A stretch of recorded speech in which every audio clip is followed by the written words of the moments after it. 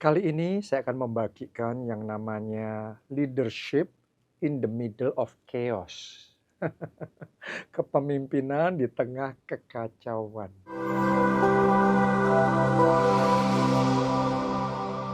Yang namanya kepemimpinan itu selalu akan diuji di masa-masa yang kacau.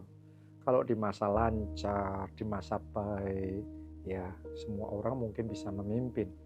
Tetapi kepemimpinan sejati itu diuji ketika keadaan kacau, hal-hal yang tidak terduga terjadi, dan gonjang-ganjing, dan orang takut, panik, dan lain sebagainya.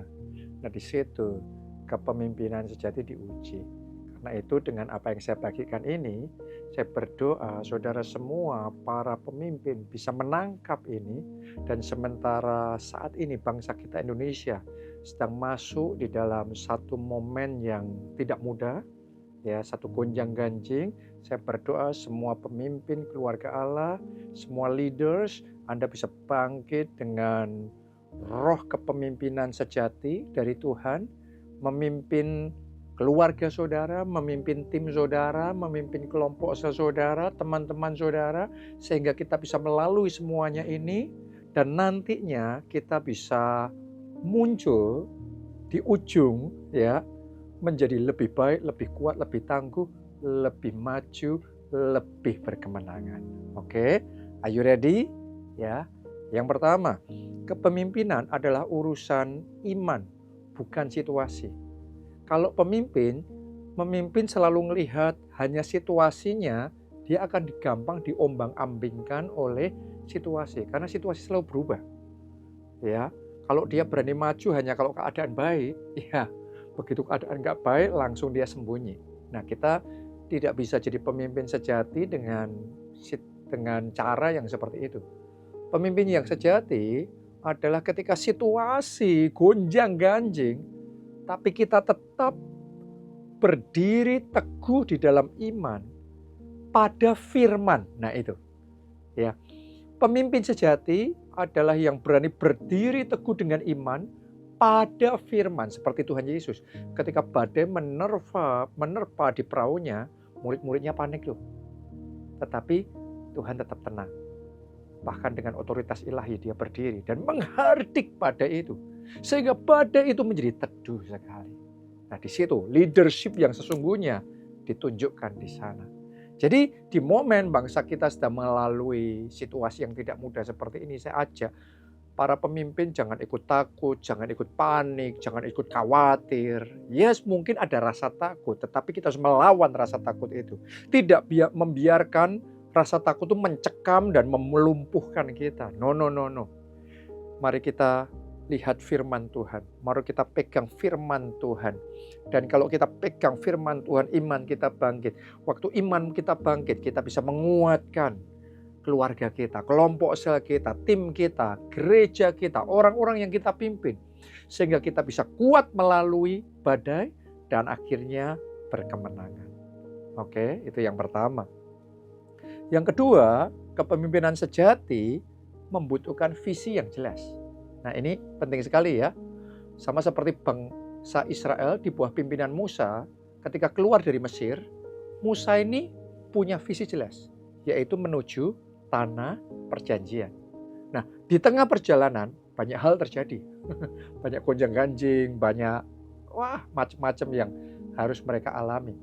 Kalau pemimpinnya nggak kuat visinya, nggak tajam fokusnya, maka dia akan gampang diombang-ambingkan. Ya, tapi kalau seorang pemimpin kuat, mau situasi tidak menentu, maka kita harus belajar fokus pada visi yang Tuhan percayakan. Sama seperti Nehemia juga ya. Nehemia visinya membangun tembok, tapi menghadapi tantangan, menghadapi ancaman, menghadapi orang-orang yang tidak suka dan berusaha menghentikan pekerjaan mereka. Nah, akhirnya Nehemia satu tangan membangun, satu tangan pegang senjata. Jadi ada waspadanya, tapi fokus mengerjakan visi. Nah, itu penting.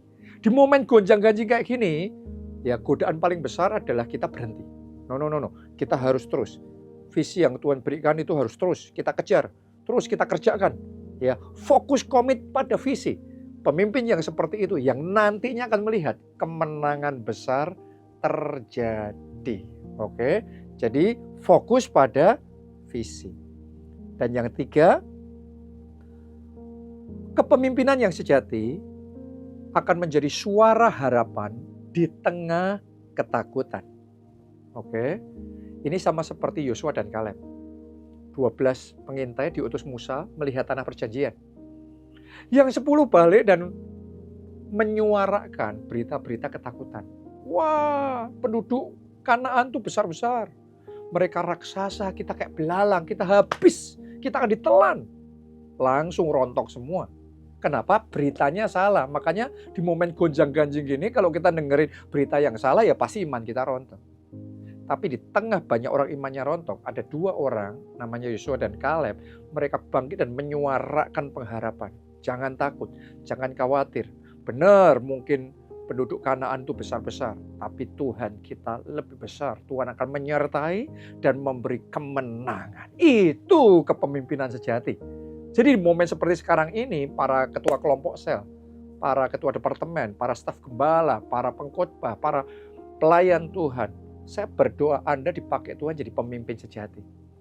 Ya, para kepala keluarga, para papa, Anda jadi pemimpin yang sejati, yang menyuarakan berita pengharapan, berita yang menguatkan, tidak ikut ketakutan dan panik. Bayangin kalau pemimpinnya panik, kolapslah keluarga itu. Kalau pemimpinnya panik, kolapslah gereja itu. Ya, kita harus teguh dan kuat.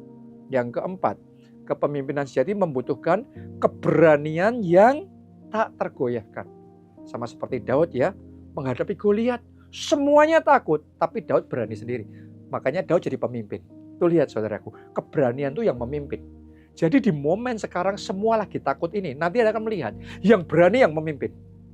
Ya, yang berani akan dipakai Tuhan untuk ada di garis depan dan mengalami terobosan serta kemenangan besar. Karena itu, sekali lagi, judul sharing ini adalah Leadership in the Middle of Chaos. Ya, di tengah kekacauan, kepemimpinan sejati ditempa dan dimanifestasikan. Ayo kita bangkit jadi pemimpin-pemimpin yang menguatkan dan membawa orang-orang yang kita pimpin masuk di dalam penggenapan rencana Tuhan yang sempurna. Tuhan memberkati. Salam keluarga Allah.